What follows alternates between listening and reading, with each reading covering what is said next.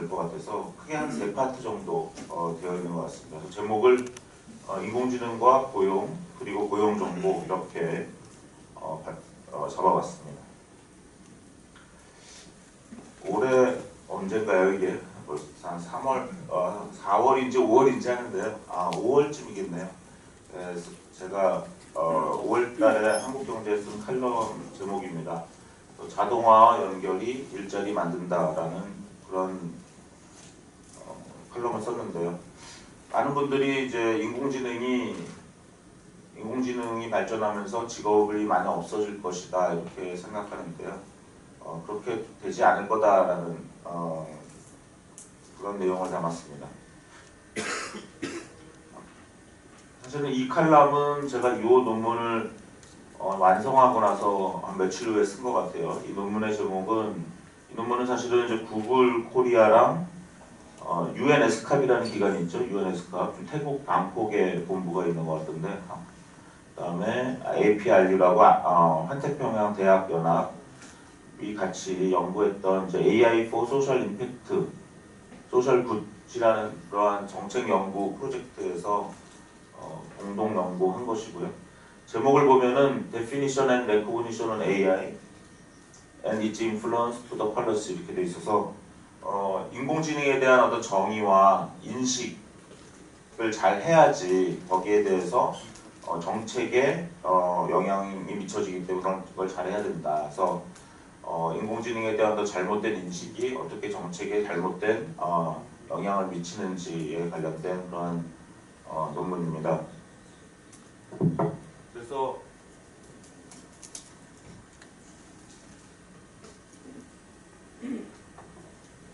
방법론은 여러 연구들을 비판적으로 검토하면서 또 다큐멘터 아널리스, 문헌 분석도 했고요. 그다음에 이제 역사를 한번 돌이켜보자. 그래서 역사를 봤는데요.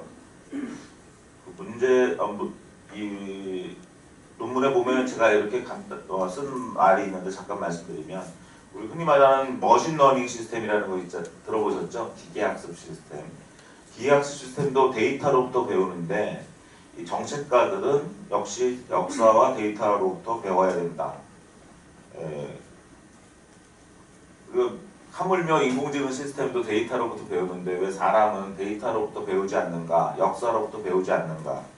그럼 역사를 한번 살펴보겠습니다. 어떤 일이 일어났었는지. 그림을 그리는 걸 자동화하는 기술인 카메라가 나왔죠. 카메라가 나와서 어떤 일이 일어났을까? 화가가 직업을 잃었을까? 저는 역사책을 한번 봤습니다. 여기 보시면 사진예술의 역사라는 책이 있죠. 그 다음에 여기 사진의 작은 역사, 알터 베냐민이 쓴 글인데요. 너무 재미있게 읽었습니다. 여러분도 꼭 한번 읽어보세요. 카메라는 지금 우리한테 뗄래야 뗄 수가 없는 그런 물건이 됐죠. 매일매일 사진을 찍으시면서 살잖아요. 또 그 사진을 그대로 간직하시는 게 아니라 카톡으로 보내고 인스타그램에 올리고 페이스북에 올리고 그런 카메라 기술이 나왔는데, 당시에는 카메라 기술이 화가의 직업을 없앨 거라고 생각했죠.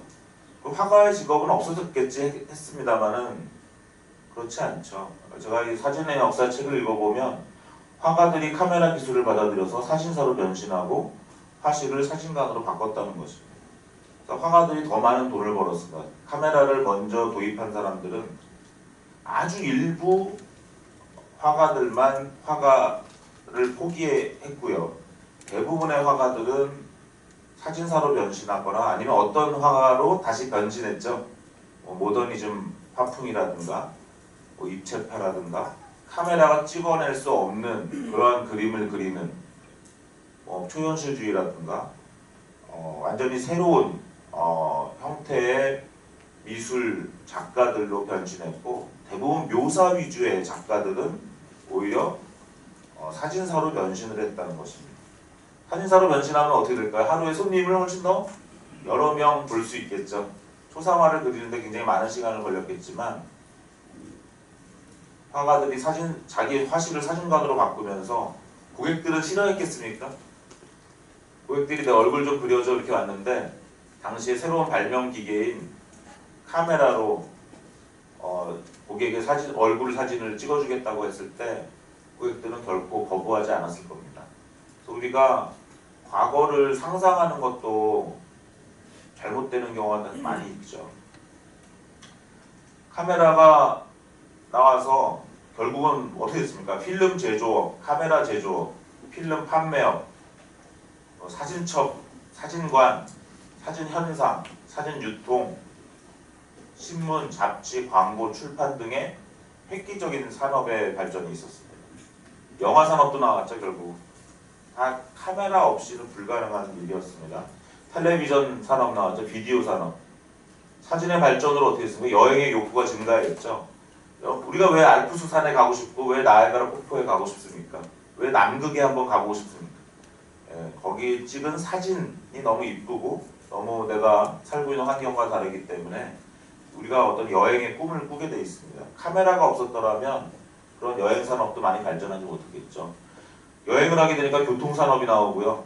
숙박업, 요식업, 이 혜택을 보고요. 또 사진의 발전으로 유명인이 미치는 영향이 커졌습니다. 연예인 산업이 나왔죠. 미국에서도 대통령이 그렇게 인기가 없었다는 거죠. 원래 옛날에는. 대통령 얼굴도 모르니까요. 연방 대통령이 무슨 상관이 있겠습니까? 그냥 주정부 안에서 동네에서 그냥 살면 되는 거였습니다. 하지만 텔레비전이 나오면서 존 F 케네디 대통령이 1960년에 나왔을 때 너무 잘생긴 대통령이 나오니까 저게 대통령이구나. 그동안 라디오로 목소리나 듣고 했는데 40대 젊은 대통령이 나오고 옆에 또 제클린이라는 아름다운 영부인이 있고 이런 모습을 보면서 정치도 중앙정치도 이제 관심을 사람들한테 받게 되었다는 것이고요. 아시다시피 미국 기준으로 얘기하면 마릴린 monroe라든가 제임스 딘이라든가 이런 어떤 스타 연예인, 그 전에는 우리가 이렇게 기억할 만한 대형 스타가 별로 없었지만 결국 텔레비전, 카메라 이 기술로 연예인 산업까지 발전했다는 것입니다. 지금 연예인들은 다 인스타그램이나 유튜브가 다 필수죠. 화가들조차도 예술로서의 화가로 변신했고 고통스럽게 어떤 사람의 초상화를 그리거나 어떤 곳의 사건을 묘사하는 그런 고통스러운 기록관으로서의 화가가 아니라 이제 예술로서의 화가로 변신했고 또 사진사로 변신했고 사진사로 새로 진출하게 됐고 또 사진 예술가조차 생겼습니다. 카메라 기술은 스마트폰으로 들어가서 인스타그램, 페이스북, 유튜버 같은 새로운 서비스를 만들어서 스타 유튜버, 인스타 스타 등 새로운 직종을 탄생시켰죠. 이 자동화 기술이 카메라 하나가 엄청난 직업을 만들었다는 것입니다. 인공지능 기술이 어떨까요? 정확히 똑같다고 생각하시면 되겠습니다. 그래서 인공지능 기술이 직업을 없애고 앞으로 많은 분들은 우리가 일을 안 하고 살 것이다 이렇게 생각하시는데 직업을 뺏길 것이고 그것은 아주 초기에 오해다. 정책가들도 지금 최신의 정책, 인공지능 정책 저서들은 직업이 없어지는 쪽이 더 대세입니다. 2016년, 2016년에 알파고 붐으로 인해서 인공지능을 잘 모르는 분들이 너무 많이 인공지능을 떠들었어요. 그래서 그냥 자기 상상으로 배운 것이 아닌 어서 주워 들은 얘기를 가지고 강의를 하거나 칼럼을 쓰고 그랬습니다. 인공지능을 정말 연구한 사람들은 조용히 있는데 좀 그런 경향이 최근 4, 5년에 너무 많았고요. 제가 1991년에 29년 전이네요. 대우조선의 인공지능 시스템을 개발하러 거제도에 갔거든요. 거제도에 출장을 한 20-30번 갔습니다. 그러면 그 거제도 대우조선에 계신 분들이 저랑 밥 먹고 술 먹고 하면서 인공지능 시스템을 같이 개발하려고 머리를 싸매는데 그때 저한테 그랬습니다. 야, 제가 인공지능 하러 오는데 우리 일자리 다 뺏으러 왔어. 그랬습니다. 1991년, 그러니까 29년 전에도 인공지능이라는 말은 사람들을 좀 무섭게 해서 일자리를 뺏을 거라고 생각하지만 너무 재밌는 건 조금 저랑 일하고 나니까 대우조선에 있는 분들이 저한테 그럽니다. 야, 인공지능이 이런 거야? 이렇게 시시한 거였어? 인공지능 별거 아니네. 내가 도와줄게. 우리 편하게 하려고 하는 거네. 이런 고백을 하는 걸 들을 수 있었습니다. 그럼 여러분들 그러시겠죠. 아, 그때 인공지능은 별거 아니었지만 지금은 대단하기 때문에 다르다라고 얘기할지 모르시겠지만, 여러분들이 인공지능이 아직도 대단하게 여겨지신다면 인공지능을 잘 안 써보셔서 그래요. 직접 아마 고용정보원도 인공지능 프로젝트 하시나요? 네, 인공지능 프로젝트 담당하시는 분들은 인공지능이 얼마나 바보 같고 아직도 갈 길이 너무나 멀고 그런 걸 잘 아실 겁니다. 그래서 인공지능이 별거 아니라는 걸 알게 되는 것이 굉장히 중요하죠. 사람들이. 그렇게 되는 순간에 인공지능을 잘 활용하게 되죠. 자꾸 옛날 얘기해서 죄송합니다만 1982년에 그때 제가 중학교 2학년이었는데요. 국립과학관, 창경궁 옆에 있는 국립과학관에서 부모님이 밤을 새고 오셨어요. 그래서 왜 밤을 새고 왔냐 했더니 저를 서머캠프에 보내기 위해서 줄을 섰다는 거예요. 그래서 참 부모님의 노력으로 제가 그 국립과학관에서 하는 서머캠프에 참여했는데 제 인생을 바꾸는 경험을 했습니다. 여러 가지 경험이 있는데 그 중에 하나가 애플 컴퓨터를 처음 봤습니다. 그래서 그때 여자 선생님이 계셨는데 그분이 저한테 프린트라고 칠하고 그런 다음에 아무 글씨나 칠해요. 근데 전 중2 때라서 그때 영어도 잘 모르고 그래서 선생님이 아무런 단어를 모르면 그냥 헬로라고 치라고 그랬습니다. 헬로는 알았기 때문에 제가 프린트하고 헬로라고 치고 리턴을 쳤는데요.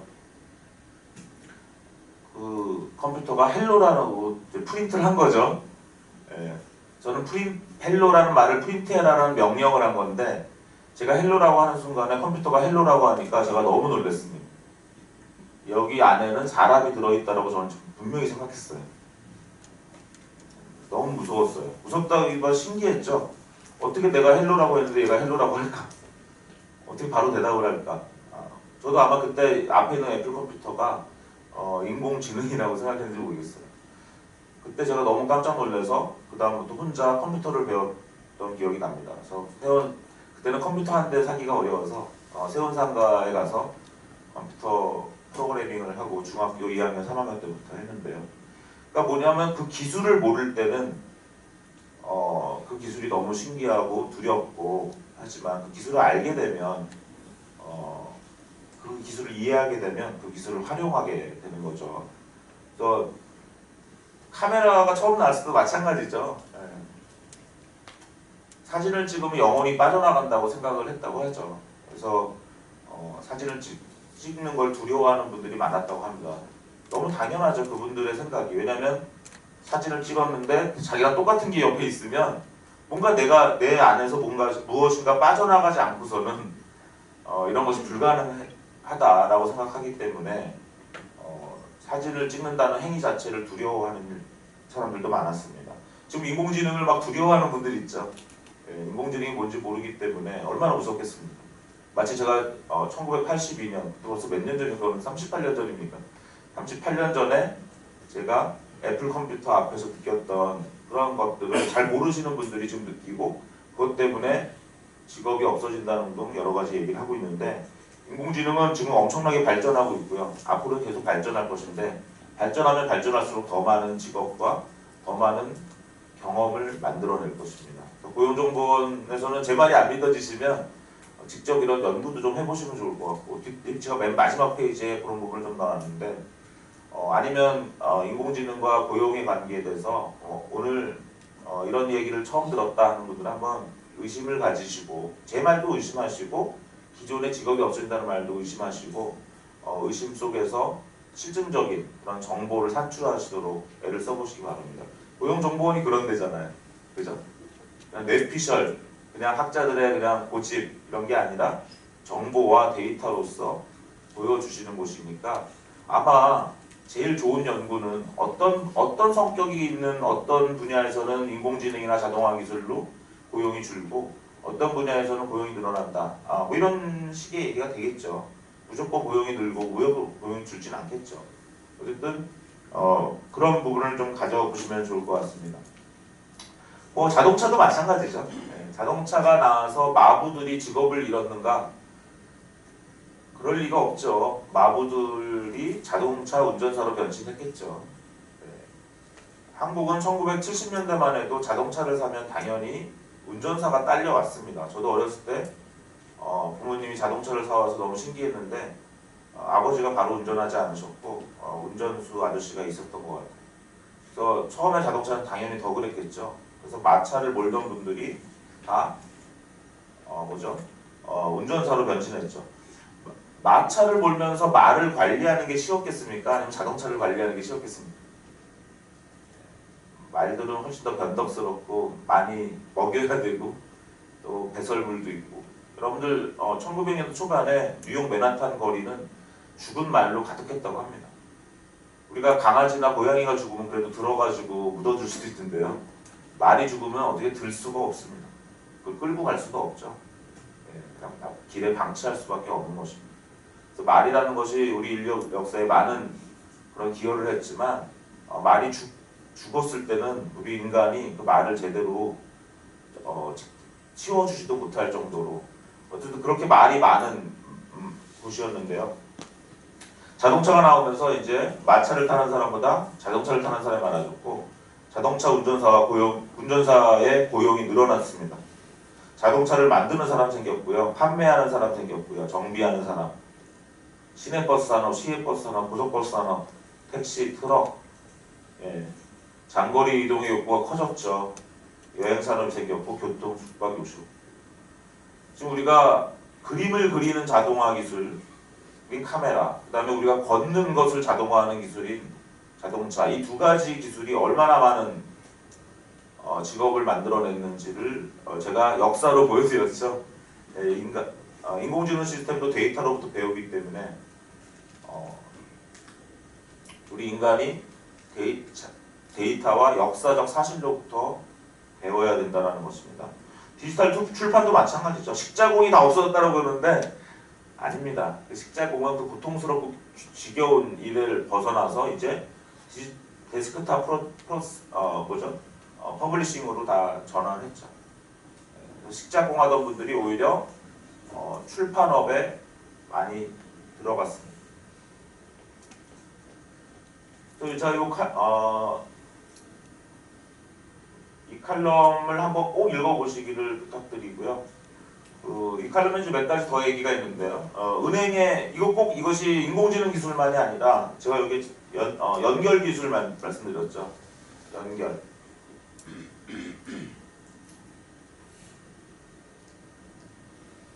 연결 뭐죠? 예를 들면 SK엔카 어제도 보니까 텔레비전에 여전히 선전을 하던데요. SK엔카가 중고자동차 매매 플랫폼인데 SK그룹에서 만들었죠. 이것이 만들어지니까 장안동과 마장동에 있는 중고차 딜러분들이 여의도로 와서 데모를 많이 했습니다. 우리의 밥줄을 다 끊을 거다. 이제 우리 마장동, 장안동 딜러들은 다 망할 거다 했는데요. 지금은 SK엔카를 가장 잘 사용하는 분들이 장안동, 마장동의 딜러분들이죠. 우리 소비자로서는 SK엔카 같은 자동차 구매 플랫폼을 얼마나 자주 쓰시겠어요? 기껏해 몇 년에 한 번이죠. 자동차를 아주 자주 바꾸지 않는 이상. 하지만 마장동, 장안동 딜러분들은 엔카 덕분에 굉장히 많은 고객들을 거기서 쉽게 얻을 수 있었던 거죠. 고객들도 옛날에는 중고 자동차 사려면 마장동, 장안동 나가서 발품을 팔아서 자동차를 사야 되는데 그럴 필요가 없기 때문에 훨씬 더 중고 자동차 구매가 늘어난 것입니다. 어제 광고 보니까 엔카에서 그런 광고를 하더군요. 일주일 정도 무료로 타보는 건가 봐요. 자동차를. 중고 자동차를. 아주 정말 좋은 아이디어다. 그런 생각을 했습니다. 제가 중고 자동차를 누구한테 팔려고 해도 또는 살려고 해도 그 자동차를 믿을 수가 없잖아요. 근데 내가 다른 사람한테 일주일 빌려주기는 또 내가 못하고 다니죠. 근데 SK엔카에서는 이미 딜러들이 인수한 차가 있다면 그런 것들은 차라리 놀리는 대신 고객들이 일주일 타보게 하면은 훨씬 더 신뢰를 줄 수 있다는 거죠. 사람들은 어차피 중고 자동차를 사야 하기 때문에 하루 이틀 타봤을 때 자동차가 괜찮으면 바로 계약을 하는 것이 그 사람한테도 훨씬 이익이 됩니다. 계속 그렇게 일주일씩 자동차를 시승해가면서 빌려 타는 것을 반복할 그런 블랙 컨슈머는 그렇게 많지 않겠죠. 공인중개사도 마찬가지입니다. 예, 인터넷이 발전했을 때 미국에서도 그렇고 한국에서도 그렇고 공인중개사가 없어질 거라고 많이 이야기를 했습니다만은 미국에서의 발표된 자료에 따르면 공인중개사의 수입이 더 늘어났다는 거죠. 왜 그렇습니까? 요즘 아파트나 땅값 이런 것들은 역시 발품을 팔지 않고 많은 부동산 정보 사이트가 있습니다. 거기 가서 보시면 저도 며칠 전에 저희 집을 팔아야 될 것 같아서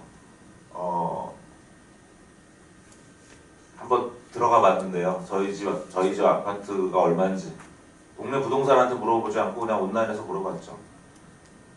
그렇게 부동산 정보가 굉장히 많아지니까 부동산 거래를 엄청나게 많이 하게 됐고 사람들이 더 부동산에 대한 욕망이 커졌죠. 그래서 부동산 공인중개사가 훨씬 더 돈을 많이 벌게 됐다는 것입니다. 은행의 ATM도 마찬가지입니다. 제가 이거 길게 말씀드려 죄송한데요.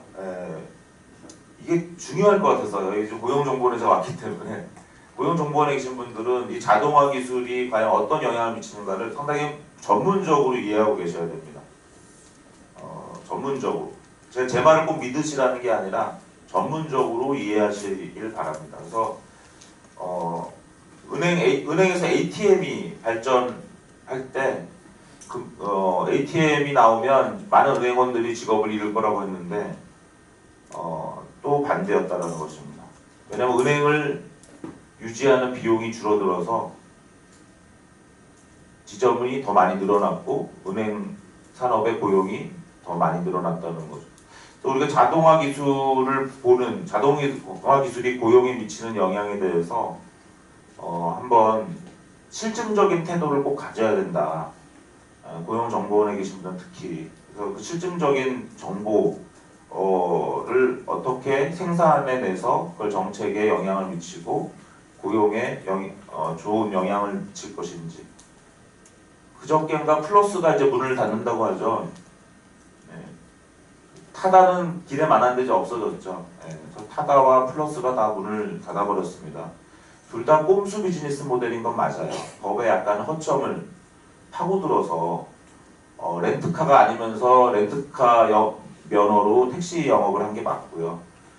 플러스도 자발적 카풀이 아니라 옛날 나다시라고 하죠. 그 자동차 뭐죠 자가용 가지고 택시 영업하는 그런 거나 비슷한 느낌이 있어서 플러스랑 타다가 망하는 건 맞습니다. 하지만 중요한 건 전 세계의 대부분의 국가에서 하고 있는 모빌리티 서비스가 한국에서 안 되고 있다는 건 너무나 안타깝죠. 타다가 나와서 얼마나 타다 기사분들 고용이 늘어났잖아요. 플러스도 마찬가지고요. 택시 기사분들이나 택시 산업에 계신 분들이 반대를 한 분도 있지만 만약 고용정보원이 모빌리티 산업의 도입으로 인해서 고용이 늘어날 수 있다라는 그런 리포트가 나왔다면 지금 타다나 플러스는 영업을 하고 있을지도 모르고 꼼수를 한 타다나 플러스는 망했을지 몰라도 또 다른 모빌리티 비즈니스가 나와서 훨씬 더 출퇴근이 쉬워졌을 것입니다. 근데 지금 한국에서는 모빌리티 산업이 전 세계에서는 벌써 우버가 나온 게 벌써 언제입니까? 6, 7년이 넘었는데 뭐 하물며 베트남에 가도 우버를 탈 수 있고 우즈베키스탄에 가도 그랩을 탈 수 있고 제가 다 경험한 것인데 한국에서는 그런 게 없죠. 그래서 그런 부분도 분명히 고용이 늘어났을 텐데 제가 이제 뉴욕이나 샌프란시스코 여행을 가도 이제는 더 이상 렌트카를 하지 않죠. 렌트카를 하지 않으면 누군가 저한테 운전을 해주는 고용이 늘어나는 것입니다. 렌트카를 한다는 것은 제가 직접 운전하는 것이지만 제가 렌트를 하지 않으면 우버나 택시를 이용하게 되어 있는데요. 뉴욕에 가보셔도 우버를 쓸 것 같지만 사람 마음이라는 게 그렇지 않아요. 바로 앞에 택시가 있으면 조금 비싸도 또 택시를 타는 사람도 많습니다. 그래서 지금 뉴욕 맨하탄에 가보니까 제가 올해 2월에 가봤는데요. 코로나로 막히기 전에 가봤는데 택시를 더 타는 느낌이에요. 우버도 타지만 택시도 더 탄다는 것입니다. 우버라는 자동화 기술이 완전히 택시기사를 없애는 게 아니라 오히려 많은 커스터머한테 자가용을 집에 놓고 나오게 만들고 렌트카를 하지 않게 만들어서 오히려 택시 수요를 늘려서 고객은 거기 우버나 택시 중에서 고르게 된다는 것이. 한국에서도 충분히 그런 일이 일어날 수 있었을 텐데 그런 것들이 그냥 연구와 시뮬레이션에 의한 정책 결정이 아니라 all or nothing의 게임으로 돼서 결국 한국 우주 모빌리티 산업이 너무너무 뒤지고 있는 그런 상황이죠. 그래서 이런 고용과 관련돼서 좀 중요한 말씀이라 제가 시간을 많이 사용해서 설명을 드렸습니다. 그래서 자동화와 연결이 일자리를 만든다 또는 일자리를 만들 수 있다. 우리의 역사는 대부분 자동화 연결이 더 많은 일자리를 만든 그런 상황이기 때문에요. 지금 국제적 커넥션이 안 되니까 얼마나 일자리가 날아가고 있습니까? 진짜 고용정보원에서 일하시는 분들은 너무 행운이죠. 지금 호텔을 가봐도 다 완전히 폐허가 되어 있고요. 패션 산업 폐허가 됐고요. 여행사는 완전히 망했고요. 항공사. 우리가 이 국가 간 연결을 막아놓으니까 연결을 시켜주는 거는 늘 비즈니스를 만들어내고 일자리를 만들어내게 돼 있습니다. 연결을 막으니까 지금 어쩔 수 없죠. 감염이 되니까. 그래서 인터넷으로 뭔가를 연결한다는 것은 쿠팡이 나오고 마켓컬리가 나와서 배송하는 분들이 또 한 달에 900만 원도 벌고 막 그랬어요. 그러다가 한두 분이 돌아가셨죠. 하지만 쿠팡과 마켓컬리 이런 것 때문에 새벽 배송이 일어나고 거기서 비즈니스가 또 일어나서 돈을 버는 사람들이 있는데 또 새벽 배송이 또 뭐 시끄럽다, 오토바이 소리 나서 싫고 왜 사람들한테 힘든 배송 일을 시키냐 하는 너무 착한 분들이 많아가지고 그분들이 좀 일자리를 잃고 있어요. 새벽 배송을 좀 줄이고 있죠. 너무나 좀 착한 분들이 많아요, 세상에. 그래서 가난한 분들이 더 많이 손해를 봅니다. 가난한 분들은 일단 새벽 배송이나 이런 배송 업부터 시작해서 한 달에 100만 원, 200만 원, 300만 원 벌어가면서 그러다가 소질이 있는 분은 한 달에 900만 원도 벌었던 것이 이제 좀 배송업계 현실인데 그런 부분들을 잘 이해를 하시고 가난한 사람들의 마음을 좀 헤아려 주셨으면 좋겠어요. 예, 인공지능에 대한 정확한 정의를 좀 말씀드리려고 애를 써보겠습니다. 인공지능은 사람 같은 걸 만드는 게 아니에요. 일단 가장 그것을 여러분들이 빨리 벗어나셔야 제대로 정책을 만드실 수 있습니다. 인공지능은 지능적으로 무엇인가를 만드는 방법론이에요. 그럼 지능이라는 거 뭐냐? 성공 확률을 높일 수 있도록 적절히 행동하는 능력입니다. 그건 뭐 제가 한 얘기가 아니라 알버스라는 분이 얘기한 거죠. 그래서 인공지능이라는 기계나 인간이나 환경을 지능적으로 만드는 것인데 그 지능적이라는 것은 성공 확률을 높일 수 있도록 적절히 행동하는 시스템 능력입니다. 고용 정보 또 고용 관련된 AI 시스템은 뭡니까? 성공이 뭡니까? 고용의 달성이겠죠. 개인으로 보면 직장을 구하는 거고 직장을 물어보면 사람을 뽑는 겁니다. 그죠? 그 다음에 고용정보원으로 보면 대한민국의 완전 고용을 실현을 할 수 있도록 매진하는 거죠. 지금 고용지표가 너무 안 좋죠. 어제는 정말 충격적인 기사가 났는데요. 고용보험기금이 이번 정부 출발할 때는 10조였는데 지난 작년에 7조로 줄었고 올해는 이제 1,900억으로 떨어진다면서요. 내년에 이제 고용보험기금이 이제 고갈 상태가 됩니다. 그렇다는 얘기는 지금 실업자가 많았다는 얘기고, 그 다음에 실업급여를 너무 많이 타갔다는 얘기죠. 잘 조절하셨어야 돼요. 근데 이거 안 해서 지금 내년에는 이제 실업하시는 분들은 실업급여도 못하게 생겼죠. 아우성을 칠 것 같아요. 이런 부분도 고용정보원이 잘 미리 체크하셨어야 됩니다. 정보를 제공해야 되죠. 그래서 어떻게든지 여러분들 고용정보원에서 인공지능 시스템을 만들려면요. 목표를 잘 정하셔야 됩니다. 목표. 인공지능 시스템은 성공 확률을 잘 잡으셔야 돼요. 그러면 우리 고용정보원에서 어떤 인공지능 시스템을 개발하시는지 모르겠는데 그 목표가 정확하게 있어야 되고 그것은 고용정보원의 목표에 또 봉사해야 됩니다. 또 아마 저는 지금 잘 모르고 얘기를 했죠. 뭐 고용정보원이 완전 고용을 달성하는데 뭐 어쩌고저쩌고 얘기했는데 제가 그냥 대충 얘기한 거고요. 어쨌든 고용 상황을 올리는 것이 고용정보원의 하나의 목표겠죠. 그런 정보의 목표를 달성하는 데 도와주시는 거잖아요.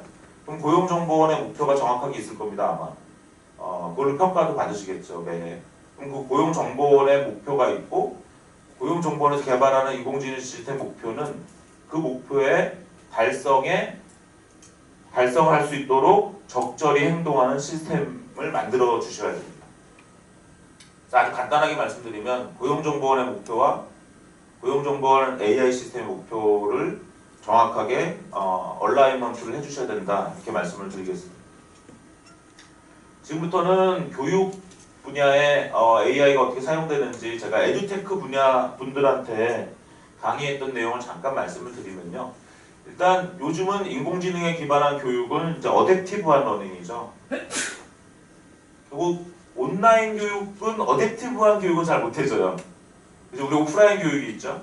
그 다음에 온라인 교육이 있죠. 온라인 교육의 다음은 온라인 교육은 무엇이 가능하게 합니까? 인터넷이 가능하게 하죠. 예, 그러면 인공지능이 가능하게 하는 교육의 새로운 형태는 그냥 어댑티브 러닝이라고 정리하시면 되겠습니다. 고용정보원은 교육을 하는 기관은 아니죠. 직업교육을 잘 모르겠습니다. 하지만 직업을 얻기 위한 정보를 제공하실 수는 있겠네요. 그죠? 그런 면에서는 어떤 맞춤형 직업 교육 정보를 산출하고 그런 수요를 만들어내시는 것도 굉장히 중요하다고 생각합니다. 1998년에 IMF 경제 위기 상황이었죠. 97년 11월, 12월부터 난리가 나는데요. 많은 분들이 실직을 했죠.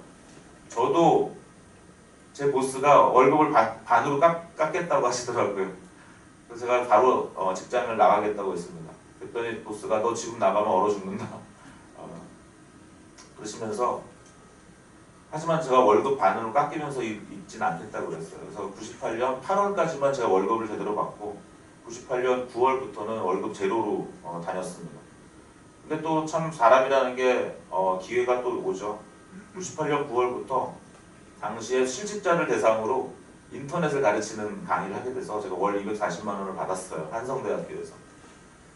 이게 1998년 9월인데요. 당시 DJ 대통령, 김대중 대통령이 이제 2월에 취임해서 일종의 뉴딜 정책을 한 거죠. IMF 경제 관리 체제에서 많은 실직자들이 발생했기 때문에 그 사람들을 재교육해야 됩니다. 그래서 제가 그 한성대 가가지고 가르친 분들이 한 40명 있었는데 그분들 좀 불쌍한 분들이죠. 이제 직장에서 다 밀려난 분들인데 그분들에게 제가 가르친 게 인터넷 홈페이지 만드는 법, 그 다음에 전자상거래 하는 법, 전자결제하는 법, 공인인증서라는 게 무엇이냐, 디지털 보안이 무엇이냐 이런 전자상거래에 관련된 거를 6개월인가 4개월 가르쳤던 기억이 나요. 되게 친해졌겠죠. 거의 풀로 제가 가르쳤으니까. 근데 재밌는 거는 1999년에 바로 뭐가 옵니까? 인터넷 붐이 오죠. 그러니까 저한테 한성대학교에서 배웠던 그 실직자들이 바로 다 제 취업이 되는 겁니다. 지금 아마 국가가 해야 될 게 그런 거죠. 지금 4차 산업혁명 뉴딜을 해라 제가 그런 글도 한번 썼는데 그 글 때문에 아마 문재인 대통령이 뭐 뉴딜 얘기가 나왔는지 뭔지 모르겠지만 3월 30일인가 제가 그 글을 서울경제인가 서울신문인가 썼습니다. 어쨌든 거기에 지금 제가 방금 말씀드린 그런 에피소드도 얘기했는데요. 당시의 실직자들을 그냥 실업급여를 준 게 아니라는 거죠. 그분들한테 미래의 직업에서 뛰실 수 있는 교육을 한 거고 근데 당시에 저도 실직자였던 거죠. 실직을 한 건 아니지만 급여는 제로였어요. 제가 1998년 9월부터 6개월간.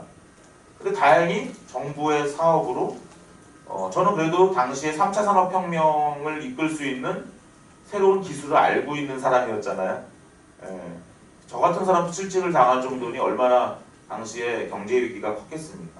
하지만 국가의 돈으로 저는 급여를 받았고 그 다음에 저는 또 실직자 40명을 가르쳐서 그 실직자들은 바로 다음에 인터넷 벤처 붐이 일어날 때 그 벤처들을 리드하는 사람들이 있다는 것입니다. 2차 산업혁명에서 3차 산업혁명으로 넘어갈 때 우리가 그런 97년 경제 위기가 온 것이고요. 지금은 이제 3차 산업혁명에서 4차 산업혁명으로 넘어가는 시기죠. 그래서 그냥 실업급여를 그냥 주거나 그냥 뭐 데이터를 만든다고 해서 돈을 그냥 막 퍼주거나 일자리를 만들면 또 국민 경제의 부담이 굉장히 클 것입니다. 지금 세금이 굉장히 과중하게 올라가고 있죠. 지금 사람들이 아주 다 신경질이 나 있는 상태입니다. 그렇기 때문에 세금을 내는 거는 신경질이 안 나는데 세금이 만약 헛되이 쓰인다고 생각되면 굉장히 신경질이 나겠죠. 그래서 지금 뉴딜 관련도 마찬가지인데요. 그래서 지금 저는 그 당시에 98년에는 오프라인 강의로 해서 실직자를 가르쳤지만 이제는 온라인이 많이 발전했기 때문에 온라인으로 많은 사람들을 가르치면서 거기다 다시 AI가 들어가야 된다는 것입니다. 그렇게 되면은 약간 어댑티브 러닝이 일어날 수 있다는 거죠. 어댑티브 러닝은 뭐 제목만으로도 뭔지 아실 겁니다. 사례를 말씀드리면 스커럴 AI라는 중국 회사를 잠깐 사례를 말씀드리겠습니다. 중국은 문화혁명 당시에 많은 지식인들을 탄압해서 지금 지식인 사회가 많이 죽었죠. 지금 젊은 세대들은 좀 똑똑하지만 40, 50대, 60대는 많이 못 배우신 분들이 많습니다. 그래서 이 중국에는 선생님들이 많이 부족하다고 하네요. 잘 이해가 되지 않지만 하여튼 어떤 그런 이유로 선생님이 부족해서 중국에서는 어떠한 각 성의 지역이 있으면 초중고에 교육을 할 때 온라인 교육으로 표준화된 교육을 한다는 것입니다. 선생님이 부족하기 때문에. 먼저 온라인 교육으로 들어가고요. 그럼 학생들은 온라인으로 시간을 맞춰서 배우는 거죠. 수학 시간이 비슷하고 영어 시간이 비슷한 거죠. 그렇게 배우고 그 다음에 시험은 뭘로 보냐면 이 스코럴 AI가 출제한 영어 시험 온라인으로 시험을 봅니다.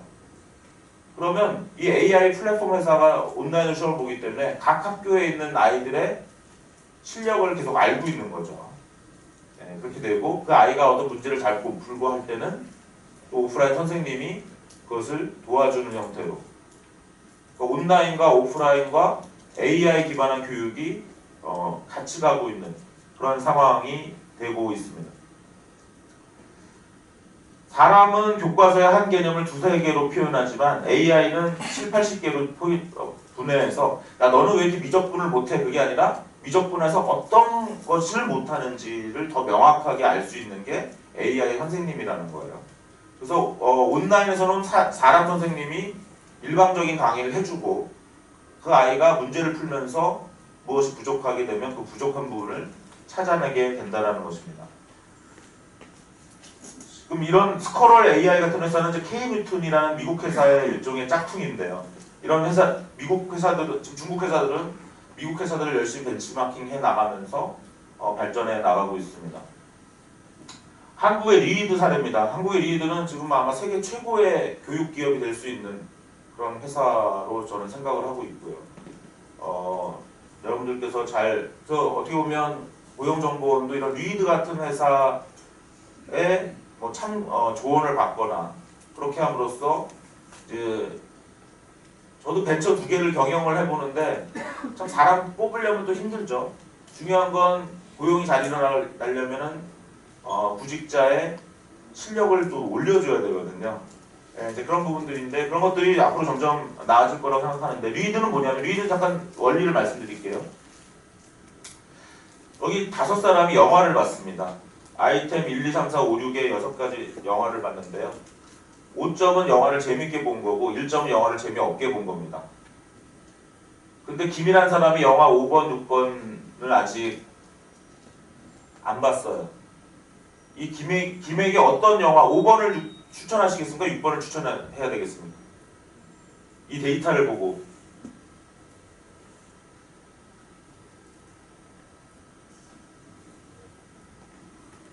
다들 마스크를 쓰고 계셔가지고 말씀을 안 하시는 거죠? 예, 맞습니다. 네, 왜 그렇게 생각하셨습니까? 커서요? 예. 가장 근접한 얘기는 김과 가장 비슷한 사람을 찾는 것입니다. 김과 가장 비슷한 사람이 누굽니까? B죠. B가 가장 비슷한데 B가 5번 영화에 5점을 줬고 6번 영화에 1점을 줬기 때문에 5번 영화를 추천하는 것이 낫다는 것입니다. 이 뉴이드라는 한국의 에듀테크 회사는 이런 원리를 토익 시험 문제 같은 객관식 문제에 적용한 것입니다. 그래서 5번은 오래 걸렸는데 틀린 경우고 1번은 빠른 시간에 정답을 낸 경우예요. 그래서 다른 이 사람과 실력이 가장 비슷한 사람이 오래 걸려서 오답을 낸 그런 문제를 추천함으로써 이 사람의 실력을 가장 빨리 향상을 시킨다는 것입니다. 이런 형태로 여러분들 넷플릭스 보시거나 아마존 웹사이트에서도 늘 이런 추천들이 일어나죠. 이런 추천들이 일어나는 것이 다 이런 컬래버레이티브 필터링이라고 하는데요. 컬래버레이티브 필터링 기술에 의해서 하고 있는데 뉴이드는 이 기술만 사용하는 건 아니지만 어느 정도 이러한 기술에 의해서 지금 토익 시험 문제를 가장 근접하게 추천하는 그런 회사라고 보시면 되겠습니다. 작년에 한 200억 펀딩을 받았고 올해는 아마 1000억 이상 펀딩을 받지 않을까 지금 그렇게 보고 있는 회사고요. 그 외에도 뭐 메스프레소 같은 회사, 미국의 K-뉴튼, 뭐 사날레스 이런 것들은 이제 어떤 AI 기술을 위해서 이제 발음 교정이라든가 이제 영어 원어민 교사가 옆에 있으면 좋겠지만 사실은 늘 그분들을 사용할 수는 없겠죠. 그래서 발음 교정하거나 이런 표현 이런 걸 할 때는 이제 AI 교사가 이런 것들을 도와줄 수 있을 것입니다. 사피엔스 이건 질문, 그다음에 얼굴 인식 이런 것들을 이용해서 교육에 사용하는 여러 기업들이 나오고 있고요. 이런 것들은 하나의 디지털 미라는 비즈니스 모델로 통합될 것입니다. 디지털 미라는 것은 어떤 개인의 상태를 실시간으로 관리하는 거죠. 어떤 사람의 건강이나 기억이나 지식, 재무 상태, 행복 상태를 실시간으로 관리하는 그런 것입니다. 대표적인 것이 이제 헬스케어 분야죠. 그래서 이제 중국의 경우는 좀 아이카르보넥스라는 회사가 나와서 게놈 정보뿐만이 아니라 생활 정보, 의료기관 의료 정보를 다 분석해서 질병을 예측하는 그런 서비스를 개발하고 있고 여러 회사들을 연합해서 정보를 얻고 있습니다. 재밌는 거는 이 중국 회사 아이카르보넥스가 미국 회사 페이션트 라이크미라는 60만 명의 환자 정보를 가지고 있는 미국에서는 의료비가 비싸서 환자들이 병원에 가는 것을 꺼리고 자기랑 비슷한 환자를 찾아내서 그 비슷한 환자가 어떻게 자기 관리를 하고 있는지 서로 정보를 공유하는 그런 니드가 커가지고요. 그런 것들이 페이션트 라이크미라는 회사가 있는데 이걸 중국 회사 아이카르보넥스가 1000억 주고 인수를 사실상 했는데 트럼프 정부에서는 이것을 블락킹을 시킨 겁니다. 왜냐하면 중국 회사가 미국의 핵심 의료 정보를 갖고 있는 회사에게 그걸 인수하는 것은 위험하다는 것이죠. 그래서 작년 3월에 그걸 블락킹 시켰고 이제 올해는 결국 그래서 유나이티드 헬스라는 미국 회사가 중국 회사가 사는 것을 포기한 이 회사인 페이션트 라이크미를 사게 됐고요. 그 다음에 이 유나이티드 헬스는 이왕 이렇게 되는 바람에 에이블2라는 또 관련 원격 의료 회사를 사가지고 가고 있는 거죠. 한국에서도 아마 원격 의료 또는 원격 진단 이런 비즈니스가 하루빨리 나와야 많은 직업이 일어나고 의사분들은 많이 좀 반대해요. 지금 아까 모빌리티와 비슷합니다. 모빌리티는 택시 산업에 있는 분들의 반대, 그 다음에 이제 원격 의료는 의료 산업에 있는 분들의 반대로 지금 한국에서 일어나지 않고 있는데 이럴 때는 정치권이 더 강력하게 밀어붙여야 되죠. 대한민국의 미래를 위해서 표만을 생각하는 형태로 하면 안 되고. 근데 그런 부분 아까 말씀드린 것처럼 엔카 때문에 직업이 없어질 것이다. 인터넷 때문에 공인중개사가 없어질 거다. 이런 거와 비슷한 우려가 있는 것입니다. 하지만 모빌리티, 원격 의료라는 것 역시 환자와 병원을 더 잘 연결하는 연결 기술이죠. 모빌리티는 택시를 타고 싶어하는 사람과 태워주고 싶어하는 사람을 연결하는 기술이고요. 결국 이 연결 기술을 막지 않는 것이 고용에 더 플러스가 된다. 그런 말씀을 계속 드리고요. 어쨌든 한국에서는 또 역시 이런 것이 제대로 안 일어나고 있는 상황입니다.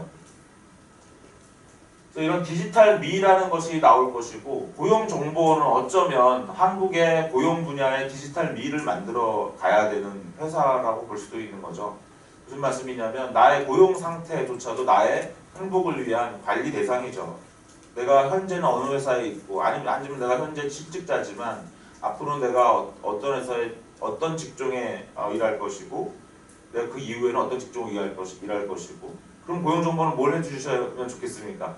당신은 지금 어느 회사에 일하지만 3년 후, 5년 후에는 어떤 산업이 관련 산업이 이런 것이 커질 수 있을 것이다. 이러한 정보들을 계속 산출함으로써 물론 개인 자체에 대해서 서비스하는 조직은 아니죠. 고용정보원은. 하지만 그러한 어떤 아주 원천적인 B2C 서비스가 될 수 있는 원천적인 정보를 산출하는 그런 기관이 해주시면 좋겠고요. 그런 것들은 말씀드린 대로 그리고 앞으로 우리가 고용 분야에서도 그런 디지털 미라는 비즈니스들이 나올 것이다. 제가 오늘 디지털 미 비즈니스 2개 소개한 거예요. 세계 최고 기업이라고 볼 수 있는 리드. 한국 기업인데 세계 최고 기업입니다. 현재. 그 다음에 중국 기업인 아이카고넥스 이런 회사들이 지금 나와 있는 것이고 한국에서도 부분 지금 중국에서는 중국 안에서도 뭐 경쟁이 굉장히 심해요. 북경에서는 에이다케어 제가 아까 상을 받았다고 소개를 해주셨는데 올해 트리플 AI 2020에서 제가 상을 받았는데 그때 뉴욕에 가서 들은 논문입니다. 이건 중국 북경대학 쪽에서 나온 건데 이 에이다케어는 환자들의 정보를 계속 분석해서 이 사람이 언제 죽을지를 예측하겠다 이렇게 얘기를 해버리더라고요. 깜짝 놀랐어요. 그런데 그런 야심을 가지고 한국에서는 지금 뭐 빅케어라든가 소프트넷, 영국은 딥페이션트 이런 회사들이 조금씩 나옵니다. 한국은 아직 법도 제대로 안 돼 있어서 또 타다나 플러스처럼 잘 나가다가 그냥 문을 닫아야 될 가능성도 있는 그런 상황이죠. 근데 이런 것들이 다 디지털 미라는 거예요. 디지털 미는 뭘 자꾸 디지털 미라고 얘기하나 궁금해하실 수 있는데요. 인공지능 비즈니스의 많은 메타포는 그동안은 비서였죠. 비서. 시리아, 빅스비, 아리아, 나의 비서나 나의 조수 같은 느낌의 인공지능 시스템이었다면 그것이 아니라 나의 또 다른 나의 디지털 버전 이라는 의미로 지금 제가 부르니까 누가 반응했네. 그래서 에듀테크 요약과 전망 말씀드려보겠습니다. 온라인 교육은 결코 오프라인 교육보다 그 성과가 못하지 않다. 더 좋을 수 있다. 지금 등록금 반환 요구도 나오고 있는데요. 교수님들의 책임이 좀 있겠죠. 온라인 교육을 더 강하게 하셨어야죠. 제가 2002년에 연세대학교 정보대학원 오프라인 MBA, 석박사과정을 오프라인으로 가르쳤고요. 같은 과목을 아주대학교 온라인 MBA인 사이버 MBA를 가르쳤어요. 그럼 뭐 솔직히 말씀드려서 연세대가 아주대보다는 좀 유명한 학교니까 연세대 학생들이 더 우수할 거라고 생각을 했고요. 그다음에 오프라인 강의가 온라인 강의보다 더 좋을 테니까 결국은 오프라인 연세대 강의 학생들이 더 좋은 성과를 날 거라고 저는 제가 가설을 세웠겠죠. 같은 학기에 강의를 하면서. 근데 기말 리포트를 봤을 때 반대로 나왔습니다. 연세대학교 정보대학원 석박사과정 오프라인 수강생보다 아주대학교 온라인 MBA 수강생 과정의 턴페이퍼가 훨씬 더 우수했다는 거죠. 그래서 제가 깜짝 놀랐어요. 그때 온라인 교육이 결코 학습 효과나 전달 효과가 뒤지지 않는다라고 확신을 하게 됐습니다. 그 2002년 상황인데요. 그래서 저는 온라인 교육은 결코 오프라인 교육보다 그 성과가 못하지 않다. 물론 무용과라든가 실습이 필요한 그런 과에서는 온라인 교육으로 충분하지 않겠죠. 하지만 더 좋을 수 있다. 지금 한국의 교육부는 정말 만성해야죠. 지금 올해 상반기 어떻게 됐습니까? 사립학교 학생들은 굉장히 양질의 교육을 받았어요. 코로나 전혀 상관없었어요. 근데 공립학교 다니는 학생들은 거의 방치됐죠. 초중고가.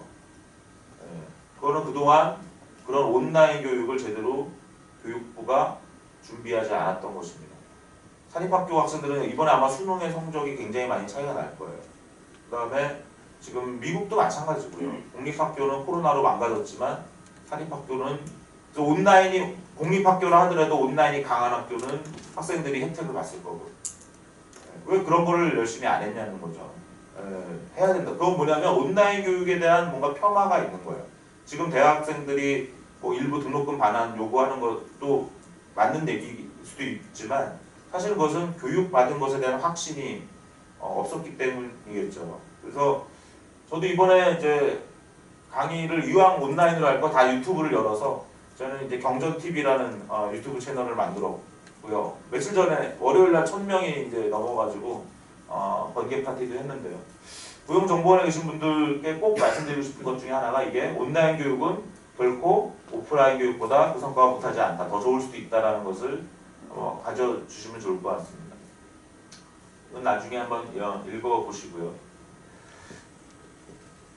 5분 남았는데 그 뒷부분에 HR 부분입니다. 아마 더 잘하실 것 같아서 빠르게 넘어가겠습니다. 2018년 포브스에서 나온 HR에서 일하는 사람들은 AI가 HR 분야에 어떤 일을 좀 해줄 거라고 기대하는지, 좀 더 정확한 캔디데이트 매칭이 필요하고, 좀 더 포용적인 작업장, 행정 업무가 줄었으면 좋겠다. 그 다음에 구직자를 좀 더 잘 우리가 원하는 스킬을 가지고 구직자를 잘 찾아냈으면 좋겠다. 그 다음에 캔디데이트 셀렉션, 프로액티브. 이거 뭐냐면 지원한 사람 중에 뽑는 게 아니라 지원 안 한 사람도 좀 뽑았으면 좋겠다. 그렇죠? 뒤에 이제 사례들이 많이 나옵니다. 그 다음에 고용에 걸리는 시간을 줄였으면 좋겠다. 그 다음에 구직자들한테 더 잘 회사를 소개할 수 있으면 좋겠다. 그 다음에 캔디데이트를 더 쉽게 필터링 해가지고 그 사람이 지금 현재 어떤 상태인지 트래킹했으면 좋겠다. 그 다음에 어떤 기업에 인력이 얼마나 필요한지에 대한 포캐스팅 했으면 좋겠다. 다 이해할 수 있는, 이미 다 하고 있는 겁니다. AI 분야에 다 하고 있는 것이고요. 그래서 제가 AI 분야의 HRD 분야 AI 회사들을 쭉 한번 정리를 한 내용인데요. 몇 가지만. 후모라는 회사는 일단 좀 슬픈 얘기를 하죠. 우리가 그룹웨어에서 많이 일하죠. 고용정보도 다 그룹웨어에서 일하죠. 그죠? 그래서 맘만 먹으면 여러분들이 무엇을 하는지 다 알 수 있는 상황이죠. 사실은.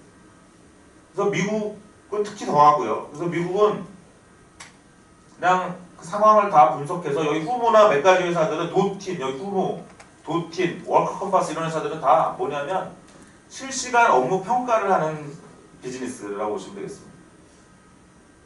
왜냐면 어떻게 일하는지가 다 이미 디지털 상태에서는 다 알려져 있죠. PC상에서 일하기 때문에. 미국 같은 경우는 아예 직원들의 화면을 스크린 덤프를 해요. 랜덤하게. 스크린 덤프 해가지고 감사실로 보냅니다. 어떤 화면을 보고 있는지. 회사에 있는 시간은 온전하게 회사에 쏟는 시간이기 때문에 그런 PC 화면을 완전히 이렇게 스크린 덤프 하기도 하고요. 지금 이런 워크 컴퍼스 회사, 이런 회사는 뭐냐면 그 그룹웨어로서 다 일을 하고 있기 때문에 그걸 실시간 분석해가지고 평가를 개인한테 주는 회사도 있어요. 여기 워크 컴퍼스가 그럴 겁니다. 너의 오늘 평가, 그러니까 고용정보는 얼마나 자주 평가하세요? 분기별로 하시나요? 1년에 한 번 하시나요? 그렇다면은 그런 평가를 워크 컴퍼스는 매일 해줘요.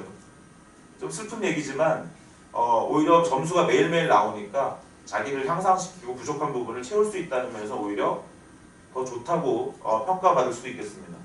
마이크로소프트에서 나온 최근 어떤 솔루션은 뭐냐면, 오늘처럼 이렇게 지금 교육 시간이잖아요. 교육 잡혔고 교육 여기 오신 걸로 만약 체크돼 있으시면 여기에 계시는데 이메일을 만약 보내셨잖아요.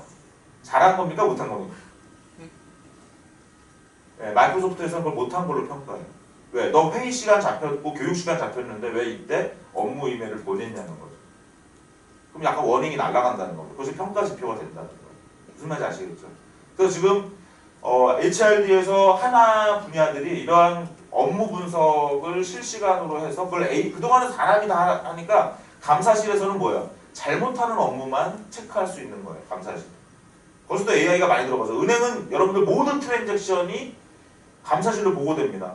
그래서 좀 이상한 트랜잭션을 다 AI가 다 걸러내고 있어요. 그래서 그거를 감사실에서 보고, 근데 이 사람이 제대로 한 행동일 수도 있죠. 여러분 금융권 부정이 1년에 1000억 이상이 일어납니다. 내부 부정. 지금도 뭐 요즘도 기사가 많잖아요. 그런 것들은 다 감사실에서 이제 이상한 트랜잭션을 미리 필터링 하는데, 그것은 다 머신러닝이나 아니면 감사실의 전문가들이 다 룰을 만들어서 AI 시스템으로 구축한 게 한국이 20년이 넘은 얘기고요. 그래서 그런 것들이 되어 있는데, 이제는 감사실의 업무가 아니라 아예 그 감사실이 해야 될 업무를 아예 그냥 아예 자동화해서 HR 부분이 일상적으로 하는 그런 상황이 나오고 있다는 것이고요. 재밌는 건 리테이너블 같은 회사예요. 제가 벤처를 경영하다 보면 제일 슬픈 일이, 대표님 드릴 말씀이 있습니다 하고 오면 뭡니까? 직원이 저한테 보면 그날이 이제 떠나는 날이죠. 너무 슬프죠.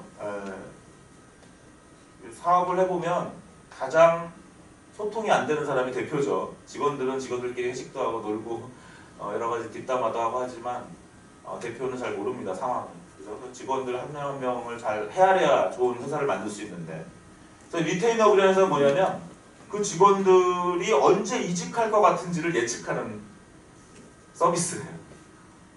그러면 야, 너 얘 지금 다음 달이면 이직할 것 같아. 얘 같은 패턴을 보이는 애가 이직했어. 좀 잘해줘. 월급을 올려주던지.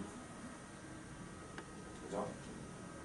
그래서 이런 리테이너 브랜드에서는 이렇게 여기 보면 인플로이 리텐션을 높여준다는 거예요. 인플로이들이 떠나지 않게 미리 CEO한테 보고하겠다는 거예요. 그럼 CEO들은 이런 서비스를 사겠죠. 그런 얘기들입니다. 피플리스는 뭐냐면 건강, 직원들의 건강을 계속 체크해서 건강한, 정말 체력적, 육체적으로 건강한 직원들을 만들어내는 걸 기여하는 것입니다. AI가 여러 가지 이런 거 있고요. 뭐 하이어 리추얼, 저 하이어 리추얼에도 전화 왔었어요. 처음에는 이거 스팸 전화, 무슨 국제 전화가 와서 받을까 말까 했었는데, 하이어 리추얼 같은 회사가 AI를 써가지고 이제 결국 구인자와 구직자를 매칭하는 거죠. 여기 언커먼 AI 같은 건 뭐냐면은 자포스팅을 분석하는 거고요. 그 다음에 죄송합니다. 뒤에 좀 말씀드려볼게요. 하이어 리추얼이 이거군요. 하이어 리추얼 뭐냐면 소셜 플랫폼을 뒤져가지고 좋은 구직자를 찾아내는 거예요. 일반적으로 좋은 구직자는 어떻게 합니까? 직장 안 옮겨요. 그러니까 어디 서류도 안 내죠. 대부분 회사도 사실은 어떻습니까? 미안한 얘기지만 떠난다는 사람들은 다 훌륭한 사람들입니다. 그래서 아까 리테이너 브랜드가 필요하죠. 대부분 미안한 얘기지만 좀 회사를 떠났으면 하는 사람들이 계속 회사에 남아있어요. 그리고 정말 훌륭한 사람은 그냥 가만히 있고 오히려 전문적 활동을 하게 돼 있죠. 어디서 합니까? 소셜미디어 같은 데서 한다는 거. 자기 분야에. 뭐 컴퓨터 분야에서는 뭐 스택 오버플로우라든가 지터브 이런 데서 활동을 하니까 좋은 사람을 뽑아오려면 이 사람이 어플리케이션을 내는 데까지 기다리는 게 아니라 이 사람을 소셜미디어에서 찾아내서 이 사람을 어느 회사의 잡 포스팅에다가 연결시켜준다는 거죠. 하이어 출연에 저도 전화가 왔더라고요, 저한테. 저희 회사 인터넷던 이화여대 나온 사람인데 아마 지원을 했는지 그 사람이 정말 저희 회사에 일한 적이 있냐고 그렇게 국제 전화가 왔어요. 그러니까 하이어 리추얼 회사가 얼마나 성장하고 있는지가 딱 보여지는 거죠. 제가 만약 하이어 리추얼이라는 회사를 몰랐다면 아마 그 전화는 스팸으로 생각하고 끊었을 겁니다. 근데 문자에 하이어 리추얼이니까 전화 받아주세요 이렇게 영어로 나오더라고요. 그래서 지금 이제 AI를 이용한 이런 구인구직을 도와주는 회사들이 많이 나타나고 있다. 근데 여기서 하지 말아야 될 게 하나 있습니다. 하지 말아야 될 거는 채팅봇은 하지 마세요. 챗봇. 잘 안 될 겁니다. 챗봇은 지금 성공한 기술이 없어요. 그래서 여기 좀 이런 미아 시스템 이런 건 챗봇이거든요. 구인구직 분야에서 여러분들 챗봇이 잘 안 됩니다.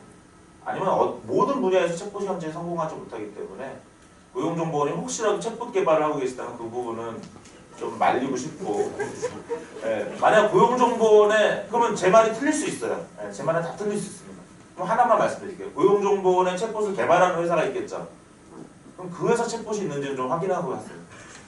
그 회사 챗봇 고용정보원 챗봇을 개발하는 A사 챗봇이 있으면 그 직원분들이 A사 챗봇에 한번 들어가서 챗봇을 써보세요. 그 회사가 적어도 그 챗봇을 잘 만들어야 될 거 아니겠어요? 자기 회사 영업을 위한 챗봇? 그것도 못 만들면서 고용정보원 챗봇 못 만듭니다. 그러니까 그거는 정말 실증적으로 하셔야 돼요. 아니면 제가 그 프로젝트 망치고 싶지 않으니까 그냥 조언 하나 더 드리면 챗봇을 복잡하게 하지 마시고 사람 뭐라고 떠들면 그 챗봇은 뭐예요 그게? 구직자를 위한 거라고 제가 가정을 하면 뭐라고 떠들면 그 사람의 가장 그 대화를 통해서 그 사람한테 의미가 있는 기업을 그냥 추천하는 그런 바보 챗봇을 만드세요. 무슨 얘기냐면 여러 가지 대화를 구사하는 챗봇 만드시는 건 어려워요. 그런 거 하지 마시고 그냥 바보예요. 바보인데 무슨 바보야? 회사 이름만 얘기하는 바보. 예스24 챗봇을 만든다면 예스24는 복잡한 챗봇을 만드는 게 아니라 아, 나 오늘 피곤해 하고 만약 예스24 챗봇한테 얘기하면 이 책 읽어. 아, 나 여자친구랑 헤어졌어. 그랬더니 이 책 읽어. 예스24 챗봇은 그렇게 책 제목만 얘기하는 바보 챗봇.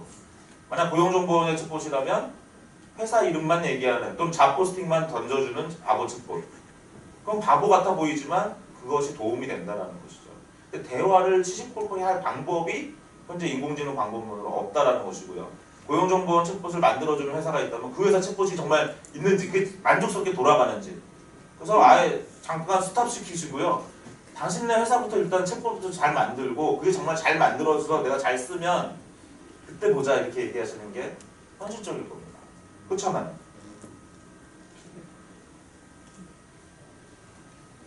아니면 여기 있는 챗봇 한다는 회사들도 한번 가서 보세요. 진짜 만들어서. 제가 왜 이런 말씀 드리냐면 이런 회사들의 챗봇을 제가 가서 써봤는데 역시 이 회사들도 그러니까 뭐냐면 회사들의 부인구직을 자동화하는 챗봇을 만들어주겠다는 회사의 챗봇도 별로예요. 쓸 수가 없어요. 그러니까 말씀드리는 겁니다. 이 정도면 전문가분들이 다 아실 거고요. 마지막 페이지입니다. 너무나 당연한 얘기인데 잔소리 같아 죄송하고요. 그래도 그냥 말씀을 드리겠습니다. 고용정보에 대한 빅데이터를 잘 관리해 주시고 모니터링하면서 정부 정책의 부작용이나 순작용을 잘 분석해내셔서 정책 결정과 수정에 도움이 되게 해주시기 바라고요.